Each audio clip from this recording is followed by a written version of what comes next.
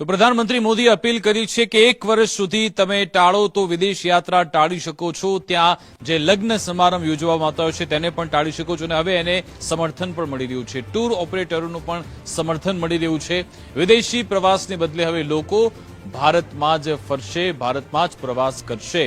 ગુજરાતમાંથી જ દર વર્ષે વિદેશ પ્રવાસ જનારની સંખ્યા ખૂબ જ મોટી છે, એનું ખૂબ મોટું બજાર છે. અગાઉના વર્ષે 1500 કરોડનો બિઝનેસ થતો હતો અને હવે કહેવામાં આવી રહ્યું છે કે પ્રધાનમંત્રી મોદીની અપીલ બાદ લોકો દેશમાં જ પ્રવાસ કરવાનો આગ્રહ કરી રહ્યા છે.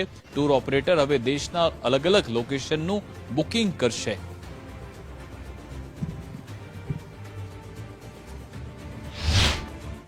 આ વખતે ઉનાળુ વેકેશનમાં લગભગ બધાએ ટૂરો બુક કરાવી દીધેલી હતી અને જે લોકોએ બુક નથી કરાવી એ લોકોને ક્યાંક ના ક્યાંક ટૂર ઓપરેટરોએ કન્વિન્સ કરીને ડોમેસ્ટિક ટૂર માટે ડાયવર્ટ કરવાની કોશિશ કરી છે અને દેશનું હુંડિયામણ દેશમાં રહે અને વિદેશી હુંડિયામણની બચત થાય એ માટે પ્રધાનમંત્રીશ્રીની અપીલ સાથે તમામ ટૂર ઓપરેટર જોડાયા છે. ખાસ કરીને વાત કરીએ વિદેશ પ્રવાસ તો લગભગ 3 થી 4 મહિના પહેલાં આનું બુકિંગ થઈ જતું હોય છે. માનનીય પ્રધાનમંત્રીશ્રીએ 3 દિવસ પહેલાં જ અપીલ કરેલી છે એટલે લગભગ જે બુકિંગ થઈ ગયેલા હતા એ તો અથાવત છે, પણ આવનાર સમયની અંદર ક્યાંક ના ક્યાંક ટૂર ઓપરેટરો અને સાથે અવેરનેસના કારણે અત્યારે બુકિંગમાં ક્યાંક ઘટાડો જોવા મળી રહ્યો છે અથવા ટૂર ઓપરેટર જે પણ ટુરિઝમ છે, ટુરિસ્ટ છે એને દેશ માટે અને દેશમાં ફરવા માટે પ્રોત્સાહિત કરી રહ્યા છે.